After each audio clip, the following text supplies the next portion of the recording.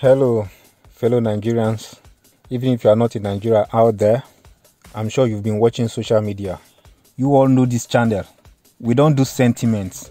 We speak the truth the way it is. I, for one, from the onset, have never been a part of voting Buhari into power. Right from before he became a president, the last election he lost in 2011, his brothers, his headsmen, they were killing people in the north. And the comment he made was that if the next election turned out that same way, that they are going to see more bloodshed. That was the time I said, this kind of man can never be my own president. A man that his ambition is more than the lives of people, that kind of man can never be my president. My friends, many of them had quarrels with me because they said I was being sentimental, that politics has nothing to do with sentiment. It wasn't about sentiment. Was about that very man, Buhari. Our fathers and uncles who experienced the first rule of Buhari during the military regime will tell you that it was brutal, it was lawless, it was ruthless. That same man you've known, you allowed that same man to become your president again. What makes you think he will change? Some say because he was coming to fight corruption. What corruption? I knew he was never going to fight any corruption. You know why? Because the man that was spearheading him, the man that was sponsoring him, Bola Ahmed Tinubu, is the most corrupted man I've ever known. Tinubu became the governor of Lagos State. From the first time he became governor, he had never allowed Lagos out of his grasp. After his first tenure, we remember Funsho Williams, who was gearing up to contest against him, and he knew he was going to win. We are still waiting till date to know who killed Funsho Williams. When Tinubu has finished his second tenure, when they were contesting again, when Fashola was coming in, Tinubu said they should vote them in so that they can construct Fourth Mainland Bridge from Badure, Ajah side to Ikorodu. If you live in Lagos, you understand what I'm saying. After they were voted in, the next thing we heard was that the money they were supposed to use to construct Fourth Mainland Bridge was the money they were using to expand Lekki Epe Expressway. Guess what, my people? As the expansion was going on, the next thing we saw was a toll gate erecting in that same road that you said you are using Fourth Mainland Bridge money to construct. Not even one toll gate. Tinubu planned to mount 3 toll gates between Ekpe and Victoria Island. What a vicious, evil and demonic exploiter. The same road you told us was being constructed with Fourth Mainland Bridge money? Come on, we are not fools. They mounted the first one at Maroko, Lekki area, the second one at Chevron. When they were taken to court and they didn't allow them to open the second one, what they did was to increase the toll fare of the first toll gate, the one in Lekki. And guess what? They abandoned the road. Can you imagine? The road they were supposed to construct all the way to Ekpe, they abandoned the road at Abraham Adesanya. You can go there today. If you live in Lagos, you understand what I'm saying. They abandoned the road till today. That road is not constructed halfway of the initial plan, just because they stopped him from taking money from 3 toll gates. How can someone coming from Ekpe to Victoria Land, he will pay 3 toll gates? What kind of human being is this? And when you are going back, it's not as if when you pay, you use the ticket for the whole day. If you pass that toll gate 20 times, 100 times in a day, you'll be paying continuously. So you can imagine someone coming from Ekpe to work in Victoria Land will pay 3 toll gates. Going back will pay 3 toll gates. What kind of a human being is this? And anyone coming from Lakwe, Shangotedo, Abijo, Ekpe, coming to Victoria Land now, they will tell you the hell they go through that road. The traffic, the bad road and everything. Then when you get to Lekki, if you are going to Victoria Land, you still have to pay toll gate after the horrible bad road and traffic you've gone through. Yet you are paying tax. The government doesn't know how you get water. You pay for light, yet you don't see it. What can be more exploiting than that?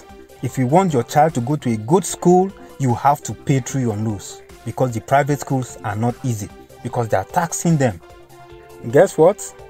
He disguised the toll gate ownership. People that are blinded by their demonic plots believe that the toll gate belongs to LCC, Lekki Concession Company. Fire. Tinubu is Lekki Concession Company. He is LCC.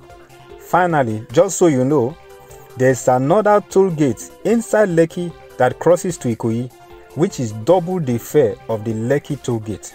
Tinubu owns Lagos. If you talk, you die. If you don't talk, you die. Let's speak up. He came down from power.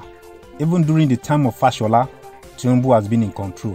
When Ambode came in, he has been in control. Now, Sanwo-Olu, we know what is going on. And you tell me that man is supporting or teaming up with Buhari to fight corruption in Nigeria. Which Nigeria? If you live in Lagos, Nigeria, you know a place called Ibeju-Lekki. Half of Ibeju-Lekki belongs to Ahmed Tinubu. If you don't know, go and ask. How long will you live? This is the man you are telling me is coming to fight corruption. I knew it from the onset that this man was never going to fight corruption. Because if you want to fight corruption, you start with the people within your clique. And if you can't fight people within your clique, then you can't fight the corruption. And I knew he was not going to fight corruption. And people were saying Buhari was coming to fight corruption. We have seen the corruption is fighting in the history of our nation, in the history of the world, that the nation would turn back and kill its own people. There were talks that the government was sending everywhere. We have seen videos are everywhere in the internet. We see them. The soldiers didn't go there to kill them. The peaceful protesters who are bearing the flag of Nigeria, sitting down, not even standing, let alone to carry a stick. They were holding the flag of the nation, sitting down, and you murder them in cold blood. A soldier cannot even fight a fellow soldier that is unarmed, let alone a protester, a civilian, sitting down, bearing the flag of the nation or the country. And today, the Nigerian army telling us that it is fake news. All the videos about Lekki shooting were photoshopped. I laugh in a Fulobia South dialect. You see, this is why we say you people are old and archaic. You know nothing about technology. This is the reason why you need to leave governance for the young generation. Who told you that Photoshop is meant for video? Oh my God. Photoshop is for still image, one frame picture. In fact, Photoshop can't even give you a realistic look like what Illustrator will give you. I am a video editor, a motion graphic artist, animator by profession. I have even done 3D animation in the past.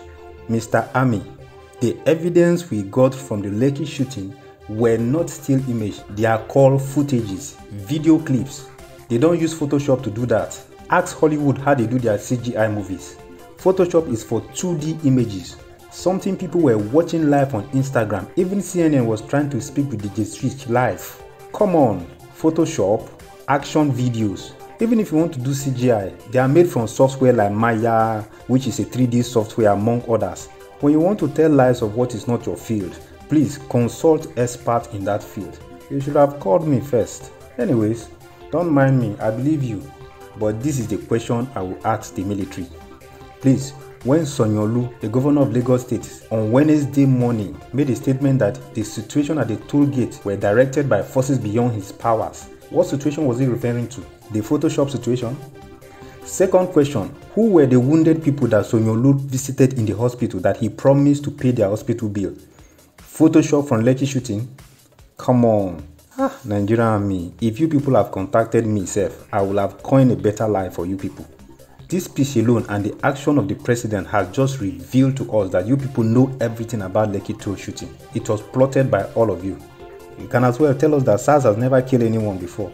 Boko Haram has never killed anyone before. Herdsmen have never killed anyone before. They are all photoshops. Bravo, we will believe you. These are repeated trends of failed, clueless, confused and demonic government. You know, if you are benefiting from a system, you will do everything to defend it, and no matter how evil and demonic it is, you will defend it. Social media is flooded with enough evidence. You can't tell us we don't know who called the shots. I was supposed to be in that protest. You all know this channel. This is not a channel that sit back. We are at the forefront.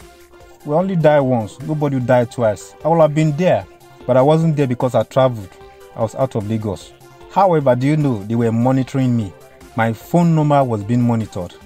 I have 2 lines. One of them is not known by everyone. Only a few people know it. I normally use that for data. But my major line was monitored. The other one wasn't monitored. And if you want to know if your number is monitored, dial *61#, then send it. So the first time I saw that message, I ignored it. The second time one of my pastors sent it to me, I had to check and I saw that I was being monitored. So if you are a social media influencer out there, please dial that number and check. If you are being monitored, dial #0020 #92# send it. They will clear any number that is monitoring you. And also remember to turn off your location, because the government that is ruling us is ruthless, bloodthirsty government that doesn't care about you. All they care about is how to remain in power and put you in slavery and continue to embezzle. Can you tell me that from the time Buhari came to power till now, we are owing $31 billion? For what? They are stealing this money. And you know what? All of them, what they are doing is they will buy citizenship in another country. So their plan is, when they are done destroying the country, stealing all that they have stolen, they will go to another country and live there. Can you imagine what kind of ruthless, animalistic, demonic leaders we have? They are not leaders, they are rulers, because they have been ruling us. They don't lead us. A leader takes instruction, takes feedback from the people he's leading. But rulers are tyrannies in nature. They do what they like, they kill when they like, and blood is nothing to them, because many of them sacrifice human blood on monthly and some even weekly basis to remain in power. Those are the covenants they take. The foundation of this nation is blood. That is why we need to restructure Nigeria. We need to take over our country back from these bloodthirsty demons and restructure this country in the foundation of God. You can imagine your president did not even pretend to mention and condemn the Lekki Toll shooting, something people from outside Nigeria have condemned. This is just to let you know that Buhari doesn't care about the life of any Nigerian. Although speech was written, as usual, Buhari did not address anyone. Just write anything for me to read to them since they want me to talk. Bam! So you get a clear picture now. This is not the man that will give you 5 for 5, let alone 7 for 7.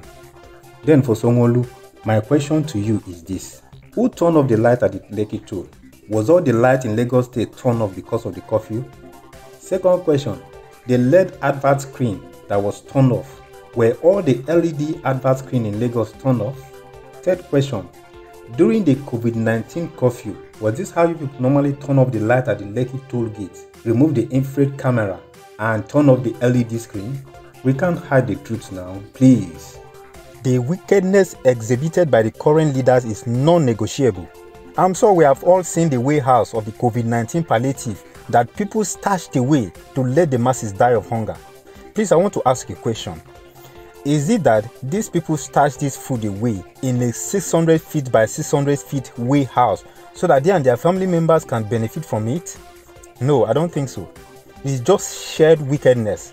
While they are comfortably living in air-conditioned homes and eating whatever they like, let every other person die. These are the kind of demonic leaders that we have in this country. Can you imagine? We said it last week that this End SARS protest is going to unveil a lot of things. We have started seeing them, and more is yet to come. Nothing is hidden forever. We have even seen money that was stashed away and the money is not even usable anymore. Heavy amount of money. And maybe probably the person must have died and left it there. Can you imagine the kind of country we are living in? The kind of leaders that we have? If these people don't leave power, trust me, whatever promise they give us and we don't see action, it is just lies. They will just promise you lies as usual. Then the Lagos State government also told us that the COVID-19 palliative was in progress until End SARS protest interrupted it. My question to you guys is this, because I've forgotten a lot of things. Please, did End SARS protest started in March or April? No, maybe I should refrain. Was COVID-19 lockdown in October? Or we're about to enter it?